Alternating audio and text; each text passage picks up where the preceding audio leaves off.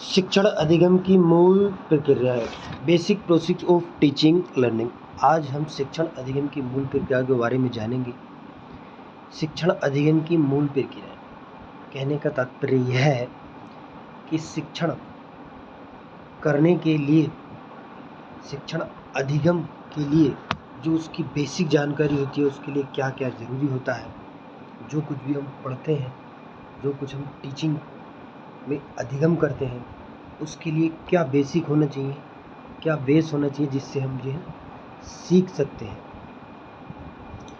तो शिक्षण अधिगम की प्रक्रिया उस प्रक्रिया को कहते हैं जिसमें शिक्षक बच्चे को किसी उद्देश्य के लिए विभिन्न शिक्षण विधियों द्वारा कोई संप्रत्य सिखाता है।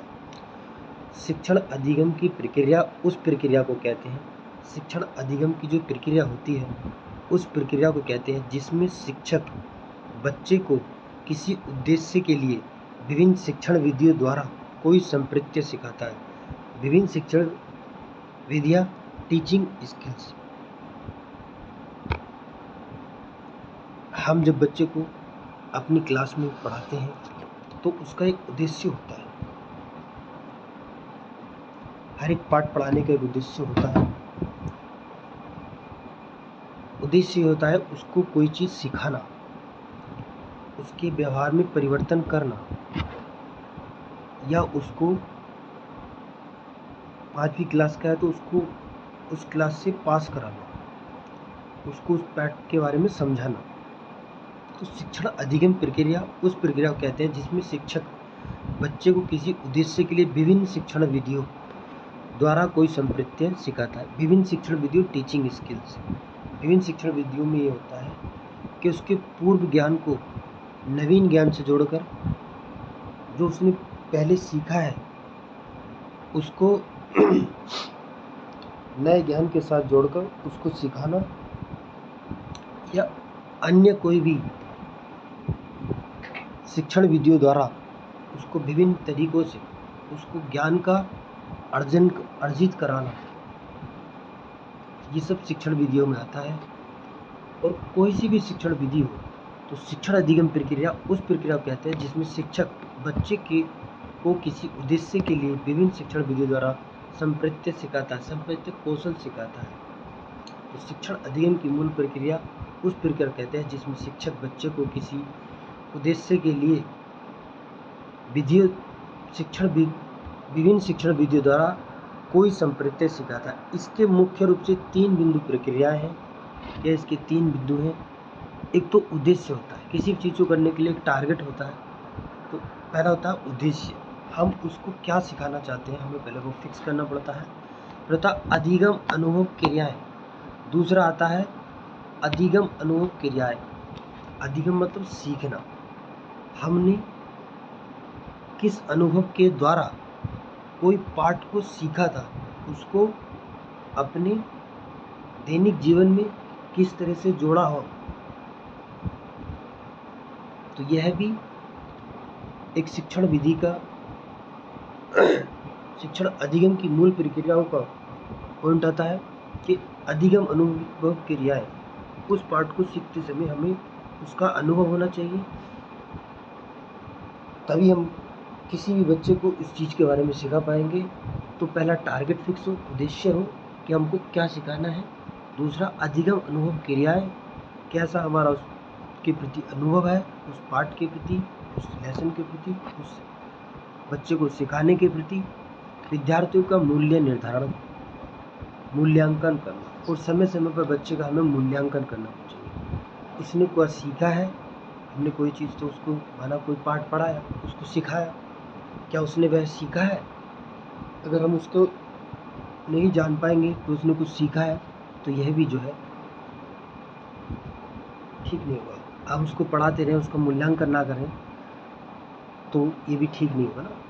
तो सबसे पहले इसके 3 बिंदु होंगे, हमें टारगेट फिक्स करना है, फिर क्या उद्देश्य है, दूसरा आता है अधिगम अनुभव क्रियाएं, तीसरा आता है विद्यार्थी का मूल्य निर्धारण या मूल्यांकन करना।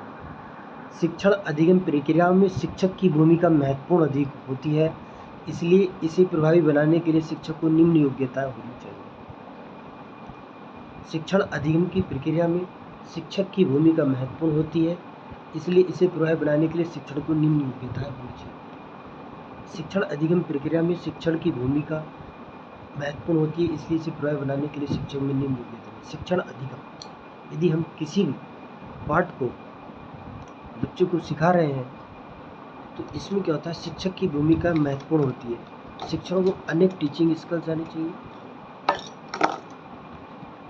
उसको विभिन्न तरीके आने चाहिए जिससे वह बच्चों को पढ़ाए, और नवीन तरीकों से पूर्व ज्ञान को जोड़कर दैनिक जीवन में प्रयोग करके उसको किसी भी चीज़ को बच्चों को सिखाने चाहिए, और उसके अंदर निम्न योग्यता आनी चाहिए जिसके बारे में आप जानकारी पढ़ेंगे। शिक्षक को शिक्षा के लक्ष्य और उसके उद्देश्य के बारे में पता हो। जब कोई शिक्षक किसी शिक्षा के लक्ष्य को और उसके उद्देश्य के बारे में पता हो, हम किसी भी पाठ का या किसी भी चीज़ के अगर हम बच्चों को सिखा रहे हैं तो उसका एक टारगेट होगा, उसका एक लक्ष्य होगा, उसका एक उद्देश्य होगा। तो हमें क्या पढ़ाना है, इस चीज़ के बारे में शिक्षक को जानकारी हो, उसका लक्ष्य क्या है और वो बच्चों को किस उद्देश्य से सिखाना चाहता है, उसका ये होना चाहिए, उसे उसके बारे में पता होना चाहिए। और बाल मनोविज्ञान का ज्ञान हो।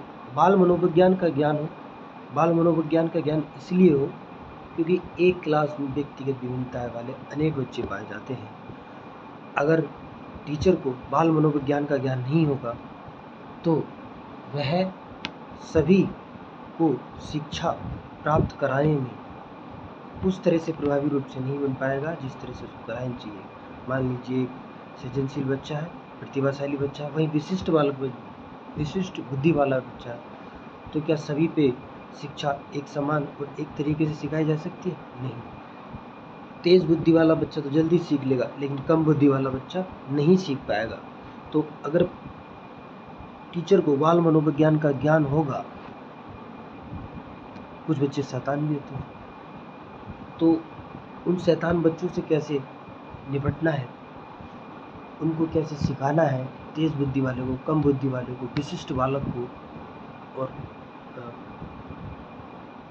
जिनके जो है मतलब पिता पढ़े नहीं लिखे नहीं होते या जिनके कुछ ज़्यादा होते हैं, उनको किस तरह से समझाना है, और कुछ बच्चे प्रश्न करते हैं उनको किस तरह से हैंडल करना है, तो ये सब बाल मनोविज्ञान में आता है।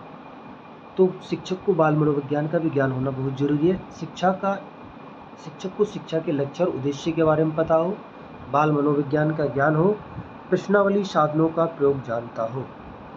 प्रश्नावली साधनों का प्रयोग जानता हो। प्रश्नावली साधनों से मतलब ये होता है जैसे कि कोई क्वेश्चन कर रहे हैं तो हमें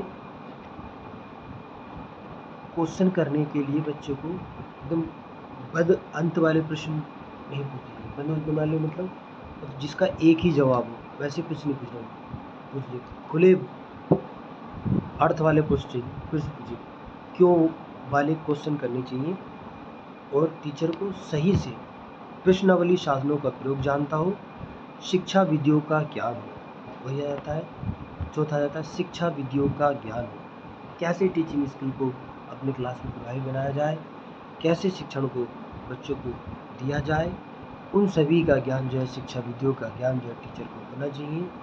तो शिक्षण अधिगम की मूल प्रक्रियाओं में क्या क्या हो। शिक्षण अधिगम बेसिक टीचर के लिए है। शिक्षण अधिगम की मूल प्रक्रिया तो बच्चों के लिए भी है, लेकिन इसमें शिक्षक की क्या मेन भूमिका होनी चाहिए, ये पॉइंट आना चाहिए आपको।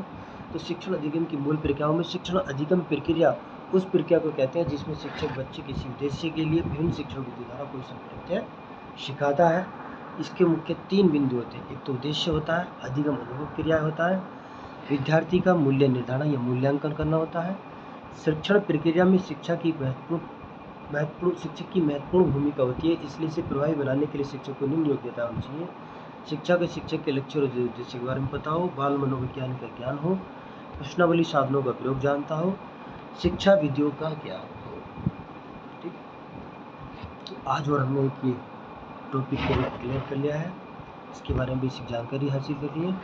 शिक्षण अधिगम की मूल प्रक्रिया है, और ये सीटेट के बारे में सीटेट के लिए है, और आपको आशा करता हूँ ये जो है आपके थोड़ा बहुत कुछ काम आएगा, और आपको अधिकतर ये क्वेश्चन ऐसे के ऐसे ही इससे रिलेटेड मिल जाएगा मैंने बनाए।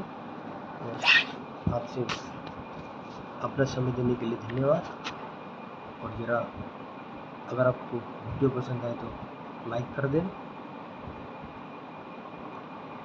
और हमारे चैनल को सब्सक्राइब कर दें।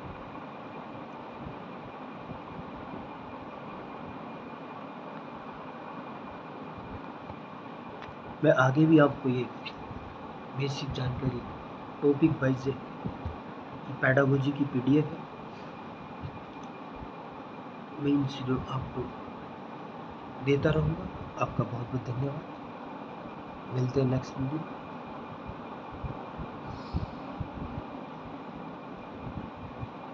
Thanks for watching.